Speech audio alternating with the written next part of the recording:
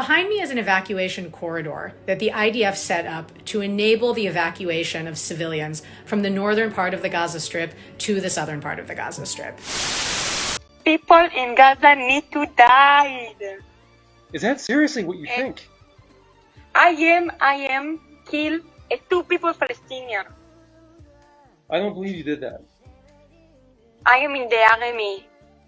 Boom, boom, 2 people. We're making a maximum effort to try to safeguard Gaza's civilian population.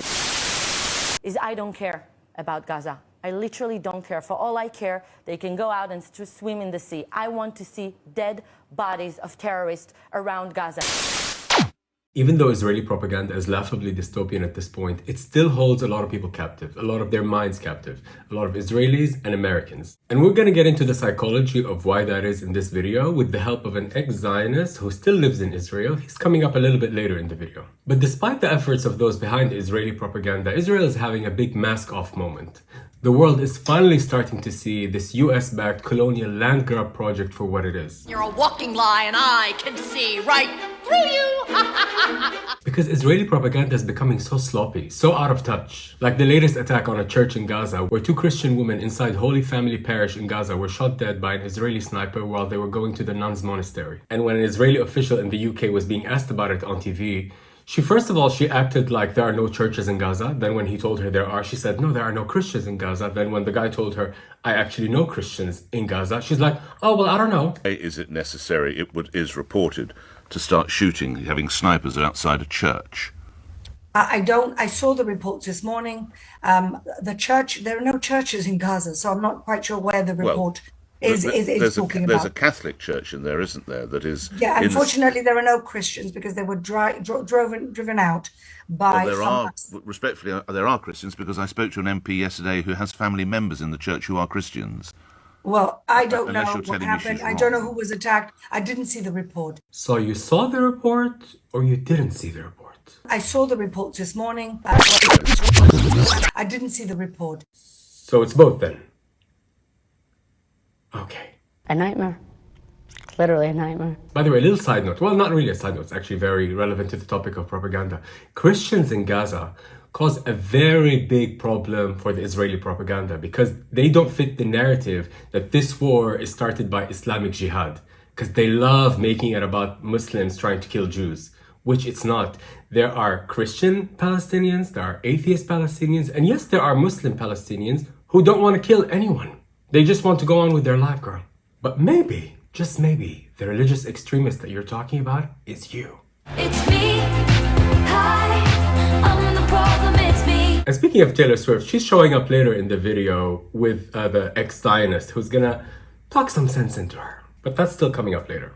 But the real reason these Israeli officials, these morally depraved Israeli officials, spout so much lies with so much ease is because they've done so for so long with complete impunity. They think they're still untouchable. It's like they're choking on their own gaslighting right now. And it's becoming very difficult to hide the true genocidal nature of this Zionist project. Like there was an ad run by a real estate company in Israel where they were literally advertising beach houses with the tagline, "A home on the beach is not a dream." So they're literally advertising building homes for Israeli settlers in Gaza. And then when they were caught in that, scandal, they were like, oh, it's a joke. Actually, I don't get it. And speaking of comedy, did you see that clip, one of hundreds of clips, where basically Israeli soldiers are just laughing and dancing on the ruins of Gaza? There was one where it starts as a close-up, like he's knocking on the door of a Palestinian home. And then when he pulls out, it reveals that the home was bombed. It's like, oh my God, we just leveled the whole area. That's hilarious.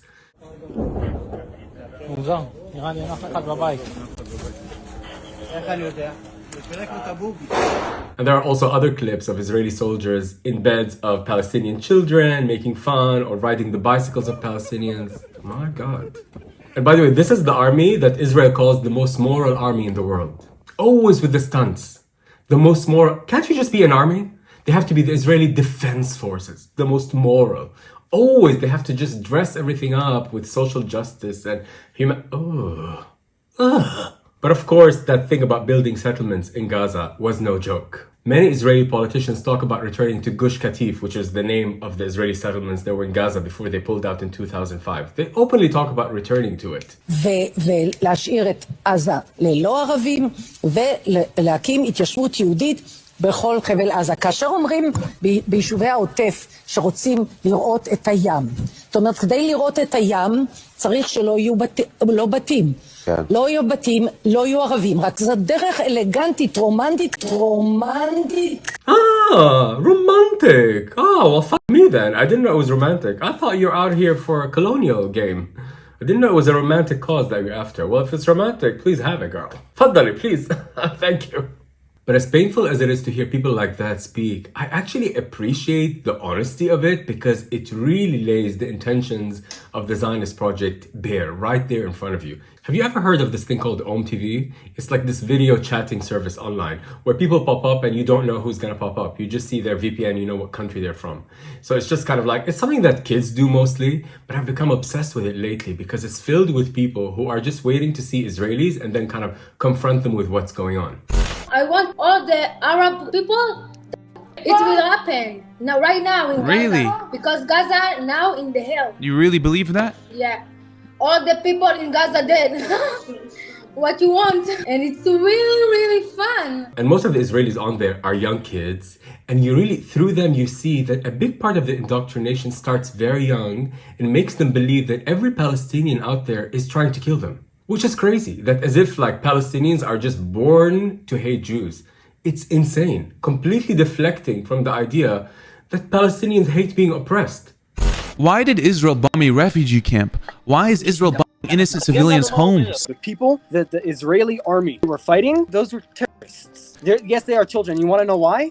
Because they raise these people to kill us. Are you saying children are terrorists? I'm saying children can be terrorists. Yes, they can. Can you imagine how deeply in denial you have to be to believe that literal newborns, babies, are actually killers? How many innocent lives in Gaza were killed by Israel? Do you know? I don't care. You don't care? No, I don't care. How much Teflon has to be wrapped around your heart for you to not feel for the pain of these people who are dying? But being in denial like this actually shields you from feeling pain, and you can just go on pretending that this has nothing to do with stolen land or oppressing other people. You can just convince yourself that these people are just born to kill. And that's exactly what Israeli propaganda has done. It has taken the minds and hearts of Israelis captive. And I actually feel really bad for them because they are the prime target and victim of Israeli propaganda. And there was one girl on OMTV, she was talking about not free Palestine, free Israel. And he's like, free Israel from what? And she's like, free Israel from Israel. And you say, free Palestine. No, free Israel. Free Israel from what? You liar. Free Israel from what? From Israel. What does that even mean? But the silver lining, if a genocide can have a silver lining, is that the world is starting to see what Israel is. We're Israeli, the only democracy in the Middle East, unless you live over the border in Gaza, and then shut up, prisoner. We're Israeli. We care about multiracial democracy as long as the Arabs stay in their quarters. And another silver lining of this horror show is that not all Israelis believe in the propaganda. Yes, there's still a minority, like my guest, the ex-Zionist, who's still coming up. But people like him and other Israelis who have actually woken up and see the truth, they're also going to be featured in this video, even though they're not the focus, because the focus are those who are held captive by the propaganda. And I'll be focusing on two groups in this analysis: the Israeli public and the liberal Western audience, particularly Americans, and why those two groups fall for the propaganda of the Israeli army. For example, it's so much easier for the Israeli public and some of the American public to believe that Israel is trying to eliminate Hamas, rather than actually face the truth that they're trying to just take more land and kick natives out of their homes. Because, I don't know if you heard last week, Israel managed to kill the Hamas deputy chief in Lebanon in a targeted killing that was actually surgical, and they didn't kill any civilians. So you actually can, even in a foreign country that is not under your control. But in Gaza, you had to bomb 22 hospitals, 4 universities, refugee camps, 40,000 buildings, and you still didn't find a Hamas official. So basically, you've destroyed the healthcare system that sustains life. You've destroyed homes where people can live, and you're trying to find Hamas. Right. זה ההזדמנות לרכז עכשיו פרויקט הגירה, פרויקט של עידוד הגירתם. But that's the trick with Israeli propaganda. It always deflects to the Islamic boogeyman, jihad, Hamas, terror, ISIS. Which is why in this video, I'll be focusing on the West Bank, another part of Palestine where there is no Hamas. And there in the West Bank, you can truly see the colonialism, the brutal colonialism. By the way, in the West Bank is where there are settlers, Israeli settlers. Any Jew from around the world, or any convert to Judaism from around the world, can actually leave their country, move to the West Bank, kick Palestinians out of their home with the help of the Israeli army. Israeli settlers are not a thing. Why are we saying this? You are an illegal. You're a squatter. If I just go to some farmer's field right now and start building a house, they're not calling me a settler. They're calling the police. We're Israeli, so I can just move to the West Bank and take someone's house even though I'm from LA. Anyway, I'll be talking about the West Bank through my special guest who is finally going to arrive. He's an ex-Zionist. His name is Shlomo. He lives in Jerusalem. And Shlomo's grandfather, by the way, survived Auschwitz. And he, not only is he Israeli, he holds an American passport. And in his appearance in my video, he wants to talk to the people of Hollywood because Hollywood is at the epicenter of the Zionist propaganda. Did you hear about Susan Sarandon and other actresses who were fired for supporting Palestinians? Because apparently if you say you support Palestine or even say free Palestine, that's interpreted as a call for genocide on Jews. Can you imagine how racist you must be to hear that someone being free is a call for your genocide? But anyway, I'll let Shlomo tell you all about it. Take it away. The fact that I can sit here and try to live with myself that I, as a Jewish person whose grandfather survived Auschwitz, and I cannot live with myself knowing that I am not doing enough. So what I'm asking you is I am asking you to compile every single thing that I have ever said against the settler colonial Zionist entity. And by the way, I haven't been just speaking out since this month or so. This has been years now. So I'm asking you to actually do your research and to take your job seriously. And I want you to compile every single thing where I've spoken out against Zionism, and I want you to frame it. And I will hang it in my home, and I will show it to my children to show them where I stood when Zionism was still around. Because Zionism is going to end. We will dismantle settler colonialism. We will build relational futures in a free Palestine where every single person is treated as a full human being. And the fact that anyone can hear freedom as a call for genocide attests to the logic of the colonizer, who can only imagine existing if it comes at the expense of someone else. They can only imagine living in a place that is atop the ruins of another population. Y'all need to end Zionism to get free.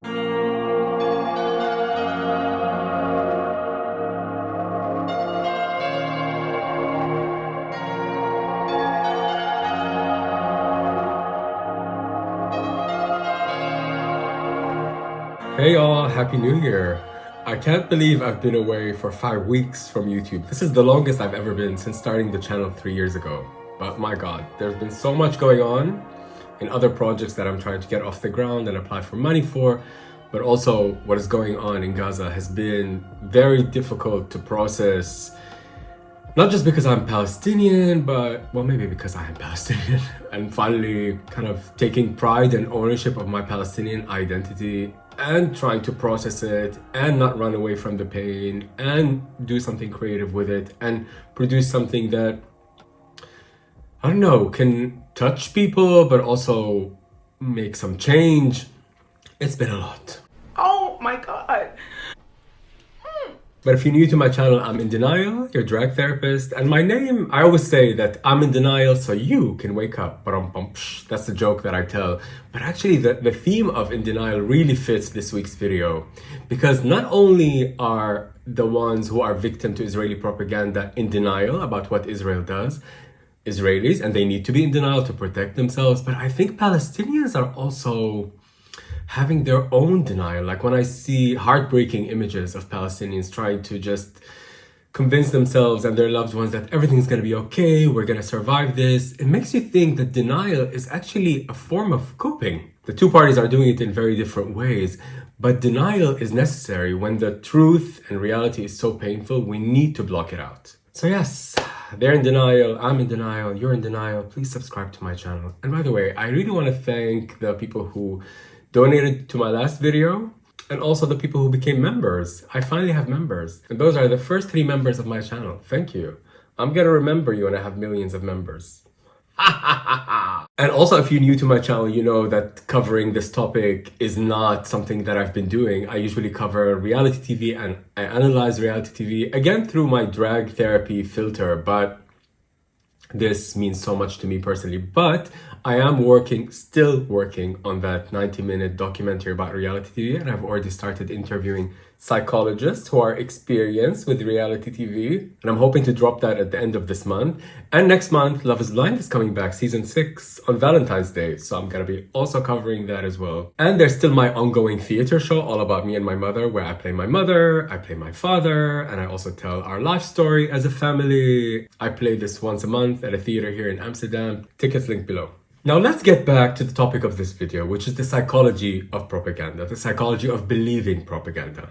And here's a little story. I was performing at a storytelling theater here called Mizrab in Amsterdam. We were 6 performers that night, and one of the other performers was an Israeli. This happened a couple of weeks ago.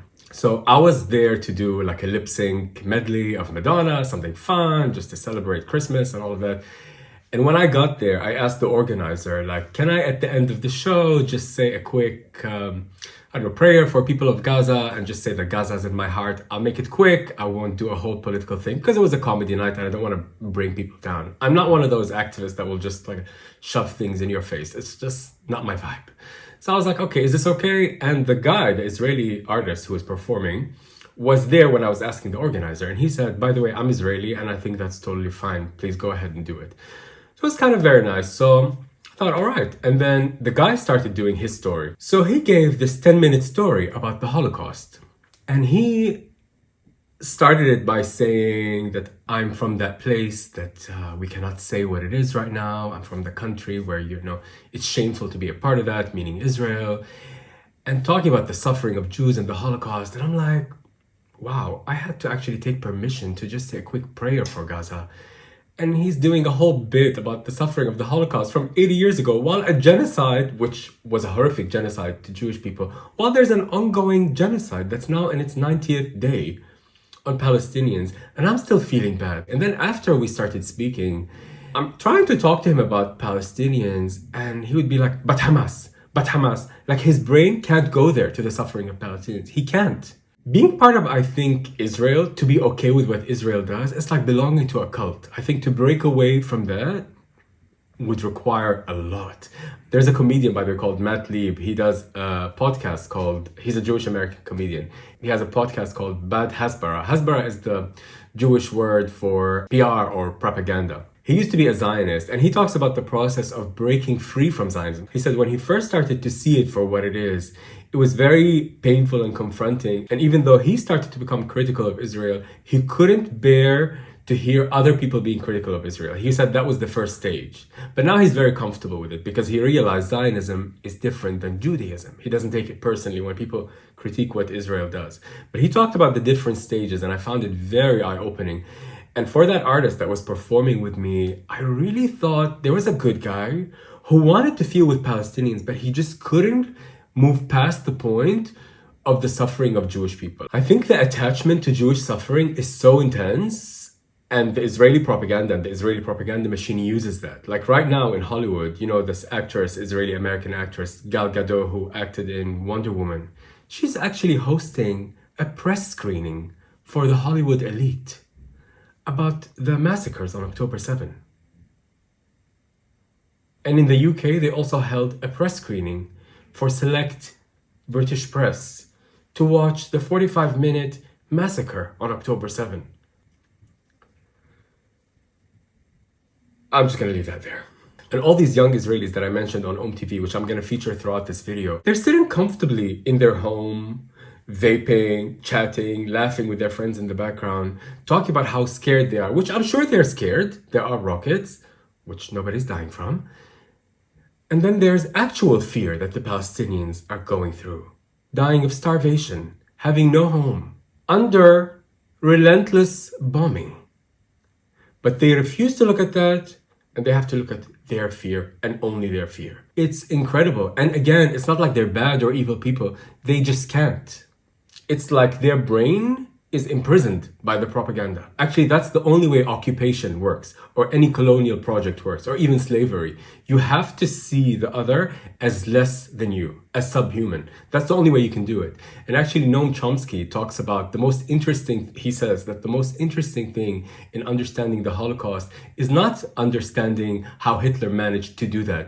It's understanding how he convinced many German people that it's the right thing to do. And you know how Israelis view Palestinians as subhuman? Because they never accept for their pain to be compared to the pain of Palestinians. Take, for example, how they talk about Palestinian mothers. They actually discuss Palestinian mothers as being happy to send their kids off to get martyred, as if it's literally a terrorist factory. Like, these mothers don't care about their children, don't want to hold their children. They just prepare them to die and send them off. They actually tell themselves that this is what Palestinians are like. Completely dehumanizing a population of 2.2 million people, not to mention the people in the West Bank, as just like puppets of Iran, that they're just being sent off to die. And that's what the people of Gaza are. They're basically hired mercenaries. That is their industry. Terrorism is their industry. And when you constantly hear things like this and you repeat things like this to yourself, you start believing that Palestinians don't love their children. It's like Westerners love their children, Palestinians don't. You love life, but Palestinians don't. They're just ready to die. I cannot tell you how many heartbreaking clips are out there of parents. Like, there's this father whose son was just found under the rubble and is no longer there.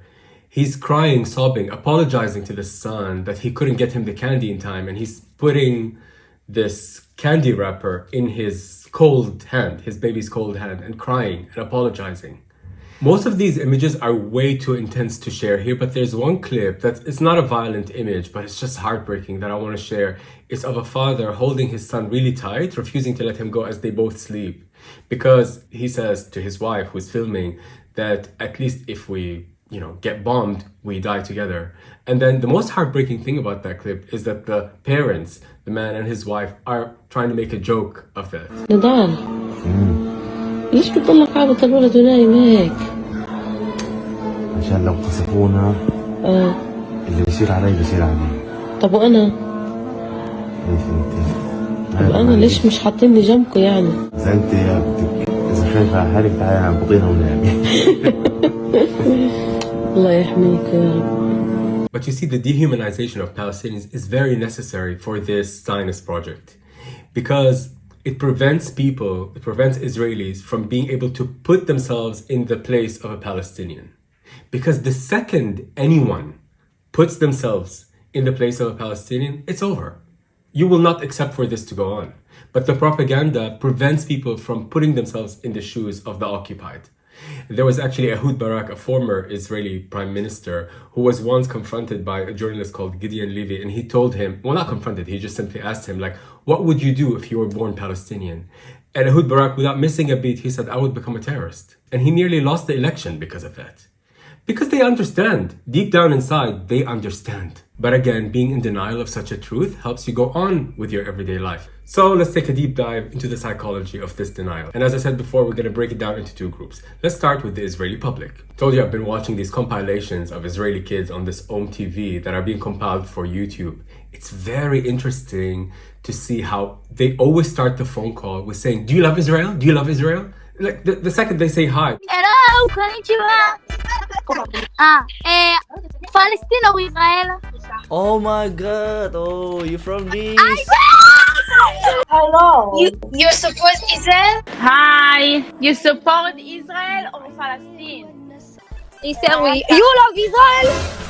Hi. Hi. Do you love Israel? What's up? Yeah, what's up? What do you think about Israel? I think this excessive need for approval and validation comes from that gut feeling of knowing that you're doing something wrong to the Palestinians. But what the propaganda aims to do is help you explain away that gut feeling by saying, oh no, they just hate you because you're Jewish. And then you have the second group, which is the Western audience, mainly Americans, liberal Western audience. And the propaganda for those people It aims to highlight social justice issues like women's rights, like gay rights that appeal to a liberal Western audience, and highlighting that Israel actually has those rights as opposed to Palestinians who don't. Therefore, you should support this genocide, and they target that group through the IDF accounts on social media platforms like TikTok and YouTube. And you know it's targeted at those people because, first of all, everything is spoken in English, everyone sounds American, everyone is white, gorgeous, and pretty. What it's like to be an Israeli? I just wanted to make a nice get ready with me for shopping with mom, but instead, get ready with me for my reserve duty. Before you hear some fake news about the IDF, let me get you some facts about the Operation Shield and Arrow. Only a week ago, around 100 rockets were fired into Israel by the Islamic Jihad in order to kill innocent Israelis. You notice how they always dovetail it with Islamic Jihad, as if the fight is against Islamic Jihad. Like, oh, here's this woman who just wants to go on with her day and go shopping with her mom, but she can't because there are these Islamic terrorists out there who just want her to not shop. Palestinians just can't stand it if other people are shopping and having freedom. They're just born that way. They hate shopping. And it's also very manipulative how they put women front and center on their social media. As if like to be killed by a woman makes it better. As if like a Palestinian mother who lost her children, she's like, really makes you feel like you're a part of something. A woman is bombing me.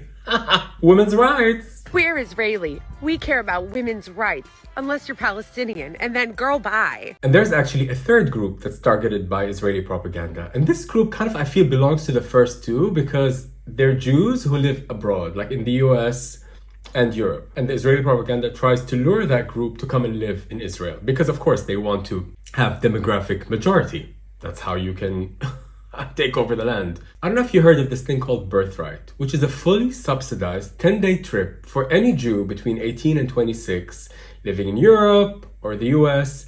And they're invited, fully paid their trip, to come to Israel and meet with Israeli soldiers, eat the best food, go around the country. And by the way, the soldiers who take them and show them around are always hot, and talking to them about how hot everyone is in Israel and you know what your hormones are like at that age.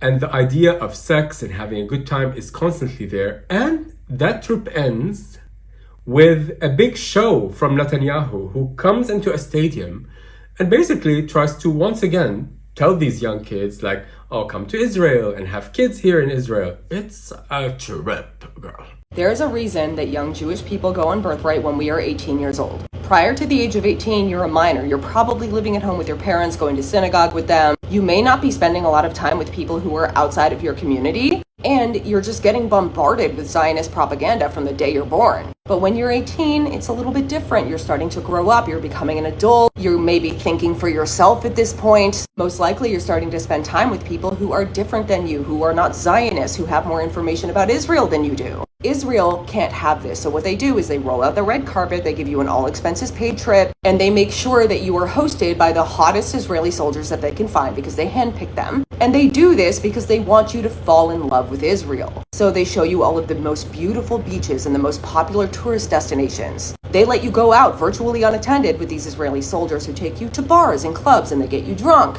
And they tell you all about how they are fighting the good fight against the evil Palestinians. It's propaganda on steroids. So what happens then? Any individual personal thoughts that you might have, conjured up on your own are now moot because you have the best memories of your time in Israel. Maybe you even want to move there.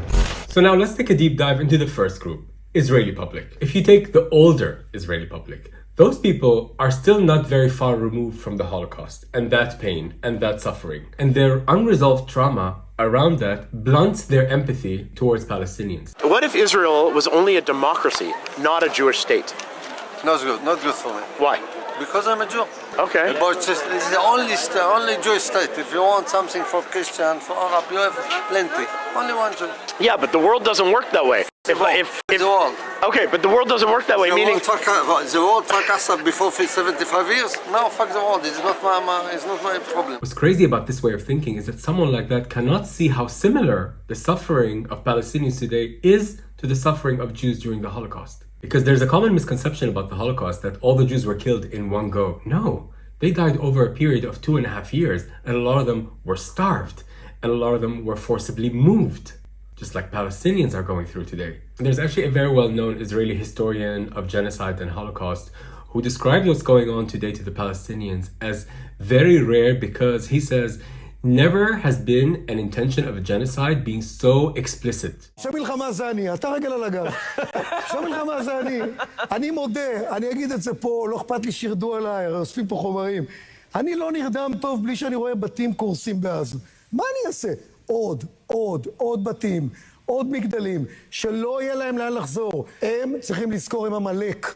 הם צריכים לזכור את זה להרבה מאוד זמן. And one of my favorite Israeli journalists who I featured in my last video, and he talks about how he doesn't recognize Israel at this moment in time, during this specific war. Like, it's worse than ever, he says. I never met such an Israel, and I met all kinds of sides of Israel in my long career. It's, first of all, the first war that I can recall that has no critics, no moral doubts or any other question marks. A famous commentator in a mainstream channel suggested the other day that Israel should have started with 100,000 people in Gaza killed. And the thing that I found very interesting about what he says in this interview with Owen Jones is that he says the left that used to support Palestinians, the Israeli left, have completely vanished after October 7. And he questions, how could one event make you turn and drop your values all of a sudden? Because of course what happened on October 7 is horrific. So a natural reaction, of course, to that would be anger, but it would be to go after the perpetrators, the terrorists, wanting to take them to jail. But to suddenly, after one attack, find it okay to decimate an entire population really makes you question how real was your empathy towards Palestinians? You can just drop it. If one attack changes values, changes people so easily, then you might question how solid and how convinced they were from the first place. And now, after October 7, the cruelty towards Palestinians is thought of as necessary to keep Jews safe. And that mask of safety and security is one of the biggest tools in the propaganda tool belt. But what's very interesting about Israel, and specifically Israeli politicians, is that they're always dropping truth bombs. Like Ariel Sharon, who, look him up, he's not exactly pro-Palestinian. He's, one might say, a butcher of Palestinians. But this guy himself in 2003 was saying that what we do to Palestinians is an occupation. He said it in a press conference, public. שהמחשבות והרעיונות שאפשר להמשיך ולהחזיק תחת כיבוש. זה תחת כיבוש. אז אפשר לא לאהוב את המילה, אבל מה שקורה זה תחת כיבוש. Such ideas expose the truth that what Palestinians are fighting is occupation. And it also exposes a deeper truth that Israel does not need to keep up this war. And that's the craziest thing about October 7 and Hamas, is that it finally legitimized this fear that Israelis have. So now it's like free reign. They can do anything they want to Palestinians. Listen, we don't start, the Hamas start, and we don't bump the people, we bump Hamas. And the reason why it's so effective is that this stuff starts very early in childhood. Israel just protect us, and Gaza is people. That's what you need to know. Israel, it's better. And the mainstream media in Israel is very complicit in this. And Gideon Levy, that journalist that I mentioned, talks beautifully about this. I think this is the darkest hour of Israeli media ever. As if they got together and decided, we are not covering Gaza. You don't see Gaza. And if you see Gaza, you see only Gaza of the soldiers. You don't see Palestinians at all, not. But what the Israeli media and Israeli officials are doing is actually a betrayal to Israelis, because they're putting Israelis in harm's way, and not to mention Palestinians, of course, by depriving them of the truth. Like, there's this common lie that goes around that we gave them Gaza back in 2006, and it could have been a Singapore of the Middle East, but they just only understand terror, as if they just gave them back the key to Gaza. Gaza is under siege by land, air, and sea. People are not allowed to leave and enter. Israel controls how much food they have, how much electricity they have, how much water. Like, they are in prison. They're actually entrapped. They control the birth registry. It's not a free state by any means. So to say that, oh, we gave it to them, but they don't want to prosper, and now that they don't want to prosper, we have to bomb them. Like, it's the logic of it is crazy, yet people believe it. Like, there are kids on this Om TV that actually say, oh, we just give and give and give. We give them water, we give them electricity, and they just fire rockets. Because that's the only thing they understand. The Palestinians from Gaza, they hate us for many years. Give them and we give them and they just like rockets, boom. Yes, all the time. Why? Without us, they don't have water, electricity. Like, we get used to that. Without us, they don't have electricity or water, like dripping with superiority. It's really like... And they believe that. They're not doing an act. They genuinely believe this stuff because, again, been indoctrinated with it their whole life. And the denial gets so deeply embedded in your brain that you can't see the truth even when it's hitting you in the face. There's another girl on this OMTV who didn't start like the others by, oh, do you love Israel? She was very like apprehensive, already preempting that people are going to hate Israel. So she was being a bit cagey and the guy was asking her, what's up? She's like, I don't want to talk about it because you're not going to believe me. And he's like, why? And she's like, well, nobody believes me. Every time she chats with someone, people blame Israel. And the guy's like, well, if everyone is telling you that, maybe it's something you should consider. She's like, no. You're not going to believe me. You're going to say that my country killing babies in Gaza. Why? Why I will say this? Because everyone there told me that. Everyone telling you this. If everyone saying this, maybe that's the truth, right? No, I don't think so. But of course, unlearning stuff and breaking away is difficult. That's why I actually have a lot of respect for Israelis, like that comedian Matt Leap that I mentioned, and others who have a much more intense way of showing it. Like there's this young activist. My name is Gadan. I'm 23 years old from Haifa. I'm an activist in the anti-occupation bloc. And ever since the 7th of October, me and my friends are being harassed and sometimes arrested over our attempts of protesting against the ongoing atrocities in Gaza and the West Bank. The cops, they kept calling us thugs, and they called us traitors. We cannot let them to silence us like they wish they can do, and we cannot allow ourselves to sit in silence where the people of Gaza are being massacred and the people of the West Bank are suffering in the hands of settlers and the military. And again, it's easier to see the truth when you talk about West Bank, because in the West Bank, there's no Hamas. So let's switch over to the West Bank, where Palestinians literally live behind a wall. By the way, they always talk about Israel as an apartheid state, but it's not apartheid in Gaza, because Gaza is just a prison, but you really see the apartheid in West Bank, where you actually have sterilized streets where Palestinians can't go. There's a series of humiliating checkpoints that Palestinians have to go through like cattle. There are buses that are only for Palestinians. Yes, girl. Hard to believe, right? I'll let Shlomo tell you then. Actually, he wants to tell it to Taylor Swift because he recently heard that Taylor Swift was at a Gaza relief comedy show. She's crossing over to the other side. Shake it off, Taylor. Shake it off. So in 2018, when I was 20 years old, I was studying in Jerusalem in an all-male religious nationalist seminary. And while I was there, I started having questions about the entire population that existed beyond these walls. And as part of my program, there were individuals who were doing this interesting program where folks actually met Palestinians and heard some of their perspectives. So I decided to go to that program. And I remember I was sitting there at 9 a.m. in Jerusalem, and a Palestinian man had come to speak to us. And he was describing how he had to get up at 4:30 a.m. to make it to Jerusalem at 9 a.m.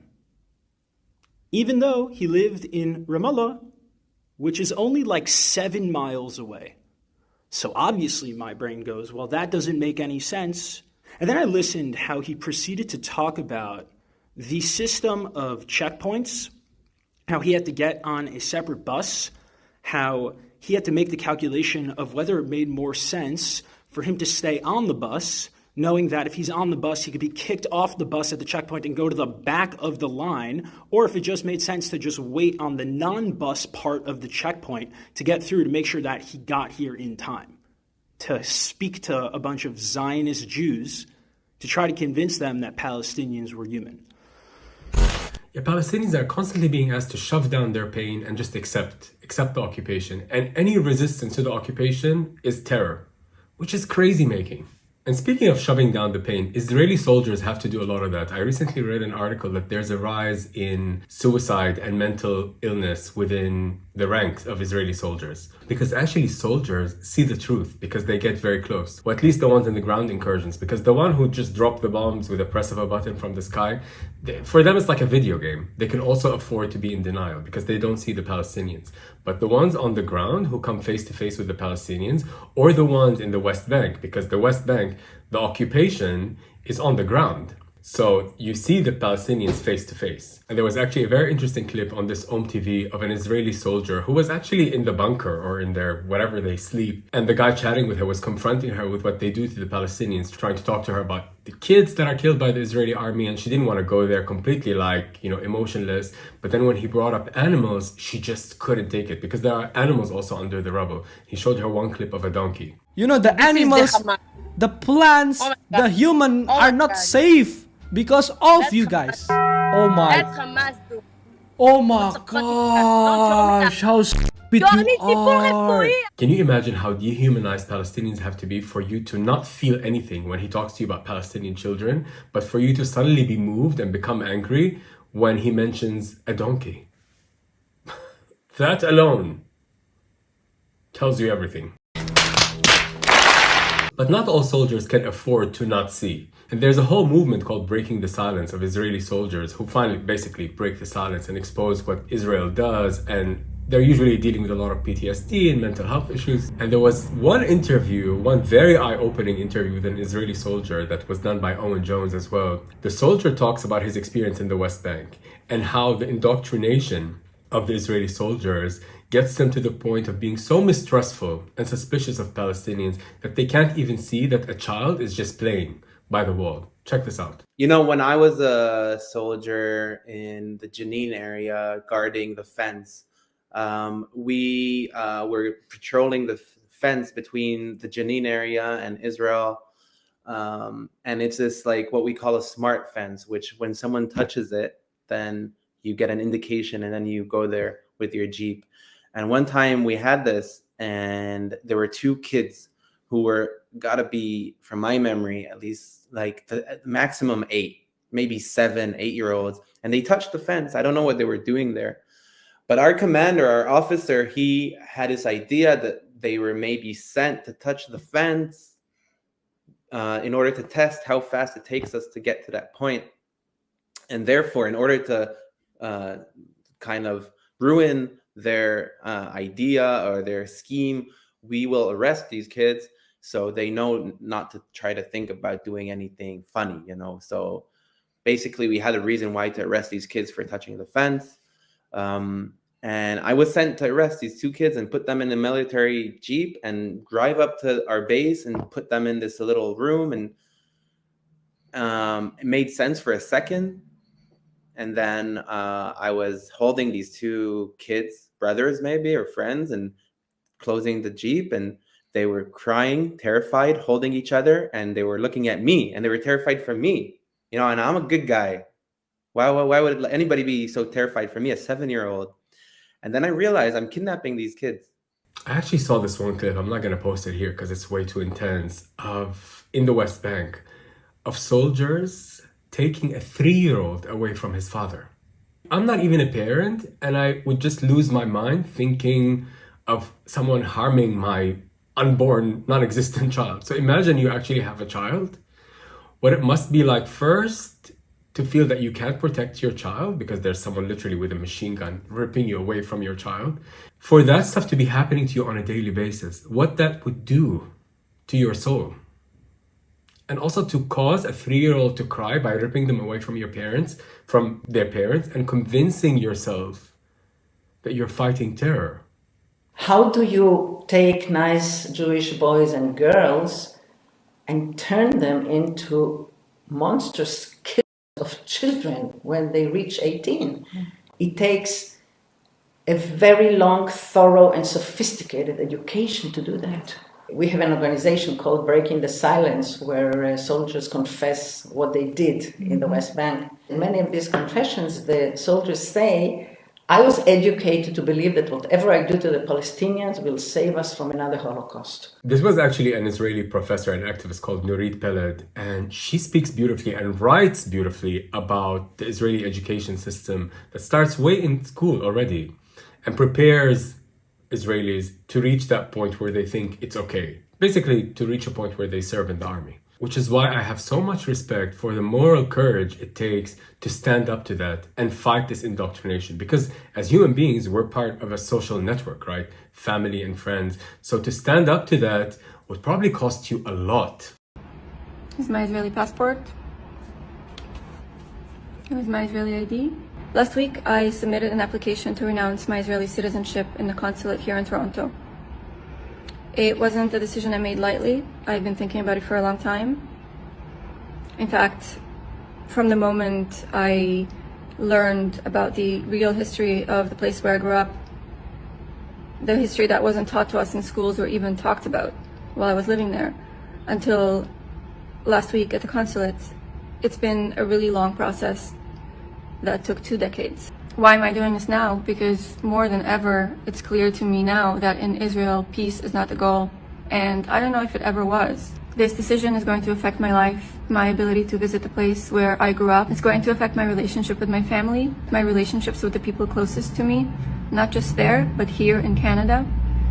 I spent the past few weeks crying over witnessing horrific, heartbreaking death and pain. I'm done. Can you imagine what has to happen for you to want to give up your citizenship? These people aren't faking it.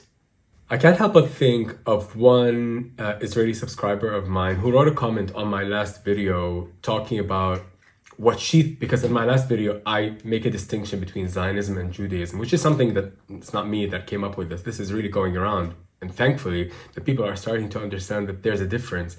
And she wrote a comment that implied somehow, or actually directly said, that her understanding of Zionism is something different. And I can appreciate that because obviously propaganda is not going to work by showing you the truth. It's going to make you feel like Zionism is something beautiful, that it's not a colonial project. And I really want to take a moment to highlight yet through another example and illustrate the true nature of the Zionist project. In the West Bank, Israeli settlers are burning Palestinian olive trees, and the Israeli army actually bans Palestinian farmers from reaching their land. I can't help but think of something my father used to always say, because my father was Palestinian, and we are from a place called Julia. That was our village, because my dad was born in 46, and in 1948, they were kicked out. So in his first 2 years of life, he was living in a village called Julia, which is part of Ramle, which is now in Israel. But apparently that village is still not built. There are no settlers living there, but it's part of Israel. And Dad used to always say that we had so many orange fields that my grandfather owned, and all that stuff is gone. And he used to talk about it in such a nostalgic way. I think they even kept the key of the house, thinking that one day they're going to return. But anyway, and I thought of that because of the trees. And to go back to the trees, burning olive trees and destroying them, how do you explain destroying people's livelihood as a way of fighting terrorism? I don't get it. Also, how could you destroy the land and convince yourself that you're part of it? You know who doesn't destroy land? People who are indigenous to it. If you're so careless with the land and the trees, how can you call yourself as somebody from there? And I have another example that really exposes the colonial nature of Zionism. There was one clip of a British soldier, clearly sounding British. He belongs in the UK, but anyway, he was waving an Israeli flag in a school they destroyed in Gaza. And he's like, "Oh, we're here to stop them from teaching terror, and now we're going to start teaching Hebrew." It's like, what? And I don't think he was even aware of how he said it, but imagine thinking, we're going to stop teaching terror, we're going to start teaching Hebrew. In other words, you equate terror with Arabic. You're just erasing a culture and sitting on top of it. Gaza, waving an Israeli flag in one of their schools where they teach terrorism, so we decided to teach something about Israel. We're here to stay. We're not going anywhere. We're not going to take your terror. And we're going to start teaching Hebrew in this school soon. Speaking of schools, by the way, there was one drama teacher in the West Bank whose entire theater was turned upside down by the Israeli army. And he was taken from his home in front of his kids who were screaming and crying. He was blindfolded, taken to an area where he doesn't know where it was.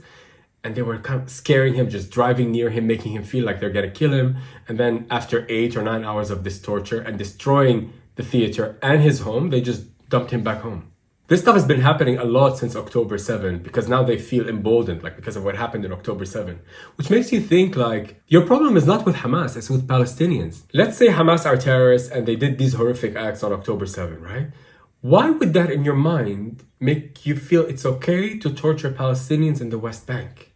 It's almost like you've been waiting for an excuse to do it. But anyway, speaking of the West Bank, let's go back to Shlomo. And now he wants to talk to Angelina Jolie, because she too knows a thing or two about crossing to the other side and seeing the other.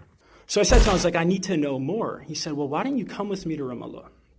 So I'll tell you, the first thought that rose in my mind, it was rising and it said, if I go, you will kill me. Because that was the way I was conditioned. Growing up, for me, Palestinians were terrorists.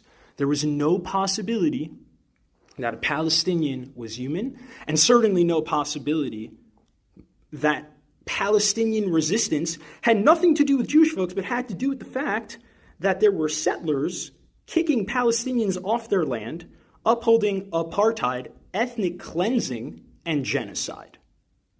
So as that thought was rising, there was another voice in me, and I think this voice is a deep ancestral voice, and to this day, I'm amazed at myself that I was able to challenge all of my conditioning with a second voice, a deeper voice, a deeper knowing. And that voice immediately said, well, you've been told your whole life that this person was going to kill you and that this person was a terrorist and he wasn't human. And he's standing right in front of you and he's the exact opposite of those things. In that moment, I didn't vocalize that thought and I called bullshit and I said, yeah, I'll come. I'll come. I need to see it for myself. Now, as a Zionist kid growing up, this was unheard of. The thought that I could go to a Palestinian town and come back in anything less than a body bag was absurd. But he said, you got to come in the next couple of days. So during lunch, I took off my kippah, I put on a hat, and I went to Shar Shechem, which is Damascus Gate, the only place I wasn't allowed to go to when I was in yeshiva, for fear that Palestinians would kill me. And the second I stepped into Damascus Gate, I essentially, I don't want to say became Palestinian, that's ridiculous. I had tremendous privilege as a settler, but I got to taste, maybe instead of a drop in the ocean, I got to taste the mist surrounding one drop in the ocean of what it's like to be subject to a settler colonial regime. And I got on a Palestinian bus, and for me, I was like, well, this is interesting that it's a completely different busing system, but even more than that, it's like all of a sudden was with the people who were supposed to kill me. And in fact, the very opposite happened, where when I was on a Palestinian bus, all of a sudden my sense of identity and belonging started to become Palestinian in terms of my sense of where my safety lies. And my sense of threat immediately became, holy shit, I'm on a Palestinian bus. I am being read as Palestinian in a genocidal settler colony. I am about to go through an hour and a half of military checkpoints in knowing that this occupying army can do whatever they want to me. I think that is the most disheartening thing. I think I thought, at least even 20 years ago when I started to work internationally, that there was this, in my head, some weird idea of good guys, some idea of those, whether it be certain countries or certain peoples, maybe it was this holdover from World War II and this thought that this was so that the lines were clearer and that there was going to be these human rights. And to watch and understand more and more, it's just simply, that's not what it is. That's not the world. The world is not, these are human rights. It is, these are human rights sometimes for these people, maybe sometimes for these people, never for these people. What's happening to Palestinians right now is exposing so much about the way the world really works. The reason why you see so many people around the world waving the Palestinian flag or protesting is because everyone deep down in their bones, despite what the propaganda tries to do, can really understand and see what this is, that this is the last anti-colonial struggle in the world. It's clear. You don't need a PhD in political science to see it. And what's very interesting, specifically in the United States, is that so many young people in the US are starting to ask tough questions about why their tax money is going to fund this occupation and this war. We're Israeli. We have healthcare, college, and we get houses bought for us, all thanks to the American taxpayer. But not thank you, you owe it to us. We're Israeli. Most of our funding comes from right-wing evangelicals in America, but don't bring that up, bigot. And the most satisfying thing about this whole thing is that this expensive propaganda is being brought down by TikTokers.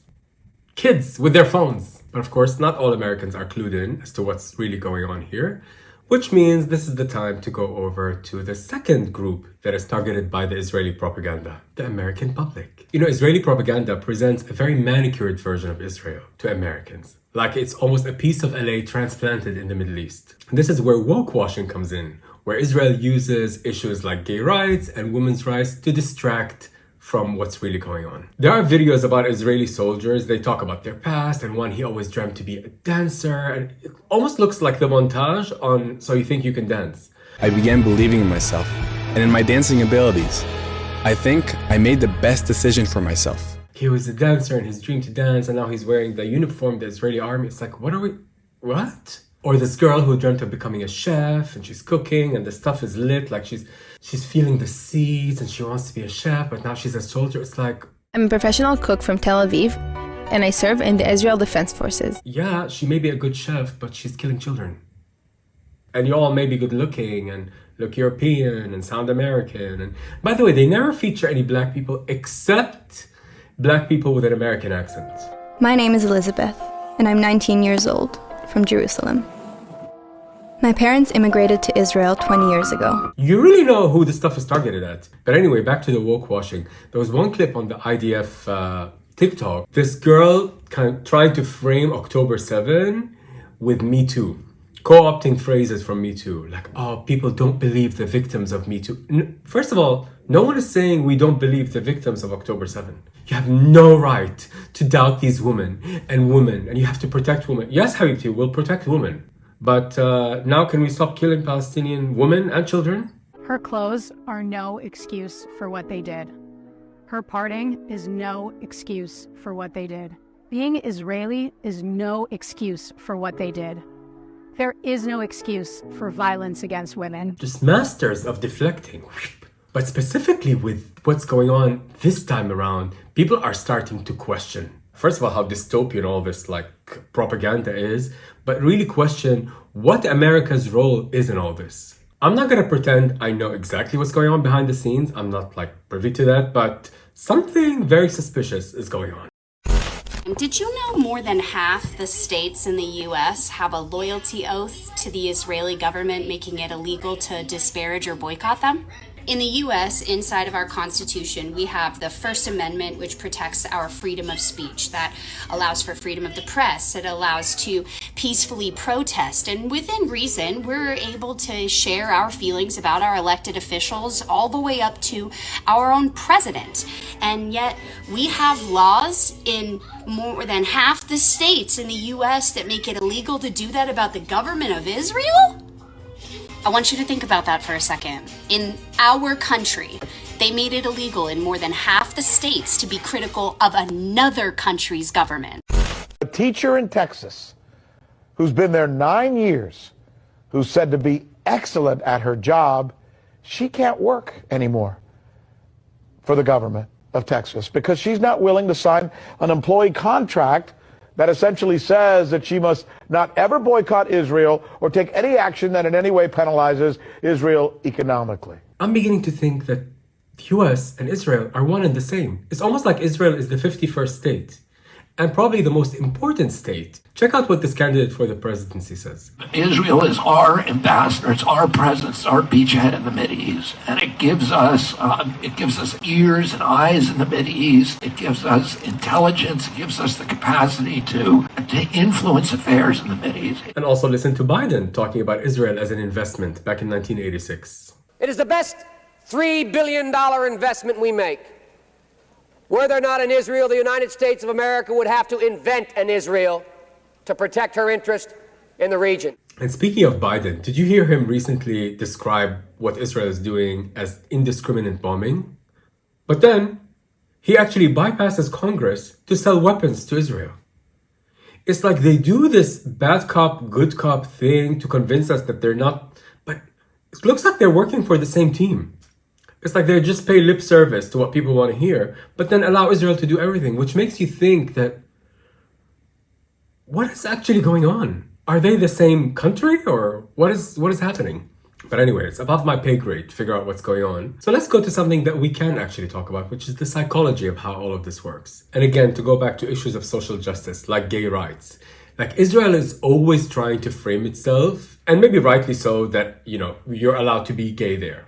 That's great. It's amazing. They have Tel Aviv Pride. The guys are hot. Wonderful. But how does that make genocide okay? It's like you always hear this argument from people who support Israel against people who support Palestinians. It's like, oh yeah? Do you know what Hamas would do to you if they found out you're gay? Because there's a movement called Queers for Palestine. Oh yeah? Hamas would kill you. Okay. First of all, there are many politicians and leaders who are anti-gay. There are some in the United States.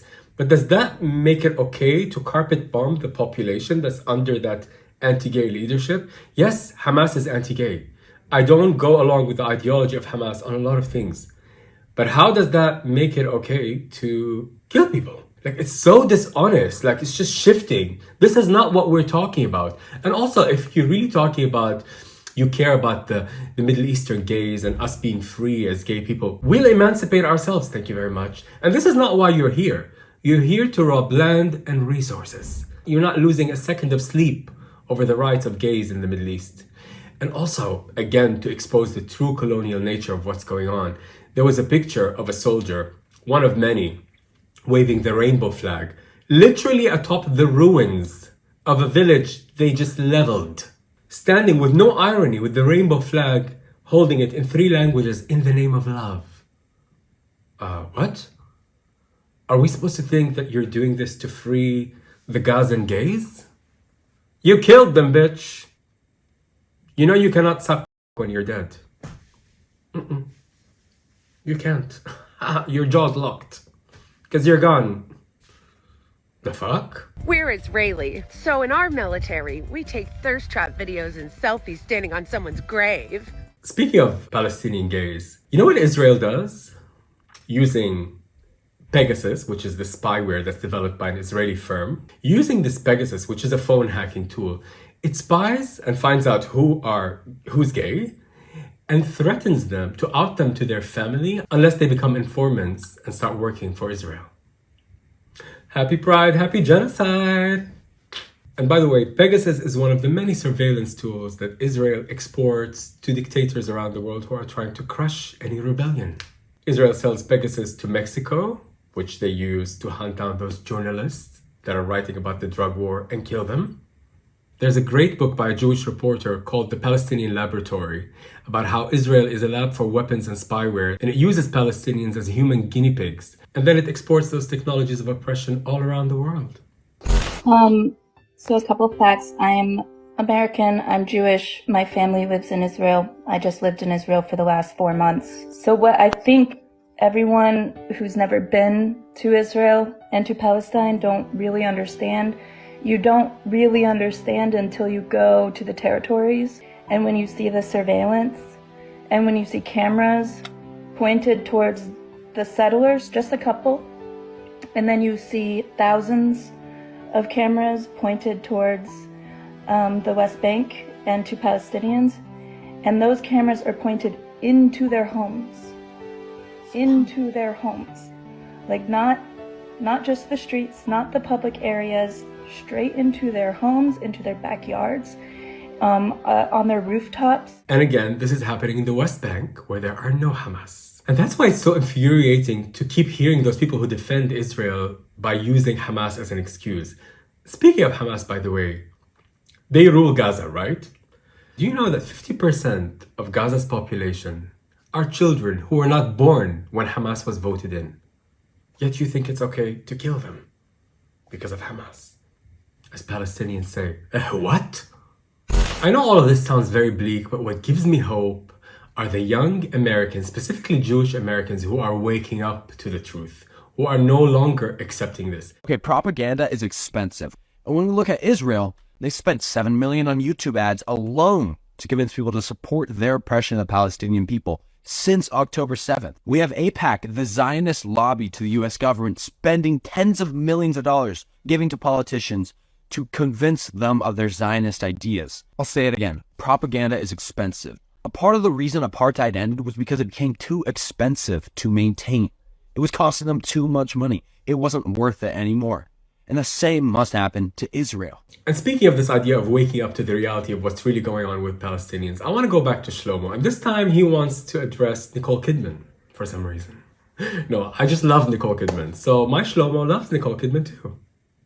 It makes sense in my head, girl. Just watch. And I remember the process of just like this image of a Palestinian father being comforted by his daughter. This man's probably 65 years old. And just me just realizing in that moment, like, the deep humiliation that this person had to undergo. And he was someone privileged who was able to leave Ramallah to Jerusalem.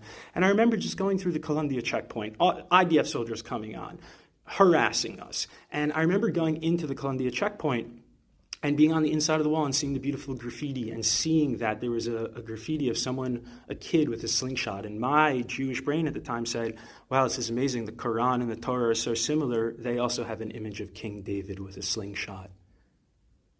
And then after that, the bus kept going and the slingshot was pointed at an IDF soldier. And that's when it started to crumble for me, where I said, wait a second, who's who here? Who's David and who's Goliath? These are the same rocks that my ancestors used to resist oppression. And now these rocks of Palestine are being used by Palestinians to resist oppression too. And we have become our worst nightmare. Yeah.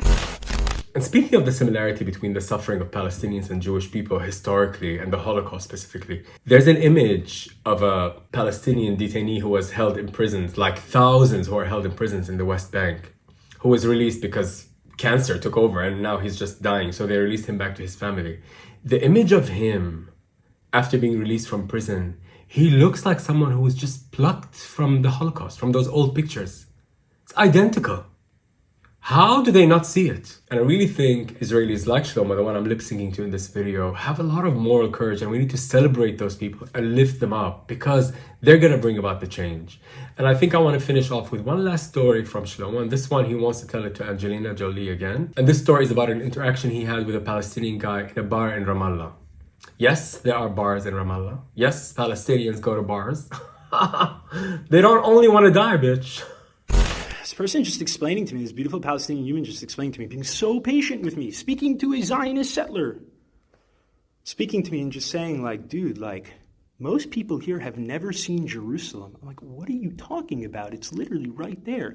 It's like you have to be a male and 65 or older, or women 55 or older, or you need to have someone sponsor you for a work permit, but the only way they can sponsor you, there has to be an Israeli, and how the is an Israeli going to sponsor you if they don't even know you exist because you're behind the wall? And I remember him saying to me, he said, Shlomo, what would you do? What would you do if your entire life, the only person you saw and the only interaction you ever had with Jews were IDF soldiers who came in and raided you and arrested you in the middle of the night, put you under administrative detention, tear gassed your homes, cut off your water and electricity? He said, what would you fucking do? And I said, if you don't think that I would resist with every single fiber in my being to liberate myself from this colonial hell, you are out of your fucking mind. I said, do you know my ancestry? Do you know who I come from? My grandfather survived Auschwitz. You think I wouldn't fight back? That was after 6 hours. Can you imagine what 18 years, what 30 years does to the psyche of someone like that? And y'all sit here and get confused with Palestinian resistance? Are you kidding me? All that shows me is that A, you have no idea what the settler colony of Israel is, and B, it's disrespectful. You're disrespecting yourself because you're telling me that if you were in that position, you wouldn't fight back. So let's fucking get it together and start telling the truth and take this seriously. Let's fucking free Palestine for all people. For all people, everyone on the land. Hey, so this is Sam from Gaza. I'm still alive. We're not okay, but I'm gonna tell you something that I've learned. we've dealt with death more than life, so we know that every single minute that we are enjoying and having now is very expensive, and enjoy the people and friends around you. You might lose anything and everything anytime,